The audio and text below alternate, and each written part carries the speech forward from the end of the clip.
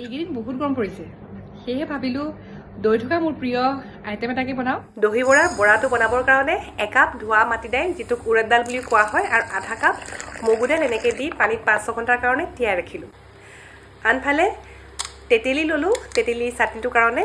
তেতেলীটো গুচাই ধুনীয়াকৈ সেইখিনি পানীত অলপ দেৰিলৈকে তিয়াই ৰাখিলোঁ। পিছত গুটিখিনি উলিওৱাৰ পাছত অলপ মিক্সিত মাৰি যেতিয়া পাল্পটো পালোঁ, সেইটো আকৌ চেকনিৰে চেকি তাৰ ৰসটো ধুনীয়াকৈ উলিয়াই ল'লোঁ। এতিয়া চাটনিটো বনাবৰ কাৰণে অলপ গুড়ৰ প্ৰয়োজন হ'ব, সেইকাৰণে গুড়খিনিও লৈ ল'লোঁ।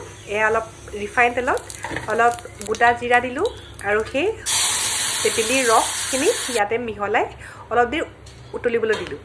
তাৰপিছত ইয়াত অলপ নিমখ আৰু ৰেড চিলি পাউডাৰ দিয়া হ'ল, আৰু শেষত দিয়া হ'ল অলপ গুড়। তেতেলী চাটনিটো বনোৱাৰ সময়ত এটা কথা মনত ৰাখিব লাগিব যে এইটো বেছিকৈ ডাঠো কৰিব নালাগিব আৰু বেছি পাতল হ'লেও দিগদাৰ। এটা জোখত সেইখিনি ৰাখিব লাগিব। তিয়াই থোৱা দাইলখিনি ধুনীয়াকৈ ধুই এয়া মিক্সিত পিচি ল'লোঁ। পিচি লোৱাৰ পাছত সেয়া এখন হেতাৰে বা হুইস্কাৰ দি পেলাইও ফেটিব পৰা যায়। মোৰ ওচৰত এই মেচিনটো থকাৰ বাবে মই মেচিনটো দি অলপ পিচ কৰি ল'লোঁ। এতিয়া কিমান দেৰিলৈকে ফেটিব লাগিব আমি কেনেকৈ গম পাম?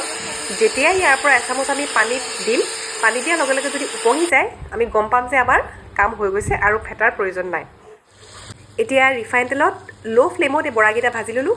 ভাজি লোৱাৰ পাছত কিন্তু ঠাণ্ডা পানী অলপমানত নিমখ দি পেলাই সেই বৰাকেইটা চিধা তাত দি দিব লাগে। এইফালে লৈছোঁ দৈ, আৰু ইয়াতে 1.5 চামুচমান চেনি দি মিক্সিত মাৰি ল'লোঁ। আৰু এইফালে গ্ৰীণ চাটনিটোৰ কাৰণে লৈছোঁ পদিনাৰ পাত, নহৰু কেইফুটামান, জলকীয়া, আদা আৰু লগতে অলপ তেতেলী দি সেয়াও মিক্সিত পিচি ল'লোঁ। এতিয়া পানীত তিয়াই ৰখা বৰাখিনি লৈ অলপ লাহেকৈ চেপি তাৰ পৰা এক্সট্ৰা পানীখিনি উলিয়াই দিলোঁ। এয়া এই পাত্ৰটোত সজাই লৈ ওপৰতে এয়া দৈত ঢালি দিলোঁ। তাৰ ওপৰতে দিলোঁ পদিনা চাটনি, লগতে তেতেলীৰ চাটনি, আৰু দিলোঁ জিৰা পাউডাৰ, ক'লা নিমখ, চাট মছলা আৰু অলপ ৰেড চিলি পাউডাৰ। দহি বৰা আমাৰ ৰেডি হৈ গৈছে। এয়া কিন্তু লগে লগে খোৱাতকৈ অলপ 2 ঘণ্টামানৰ কাৰণে যদি ফ্ৰিজত ৰাখি পেলাই খাওঁ, টেষ্টটো বহুত ধুনীয়া হয়।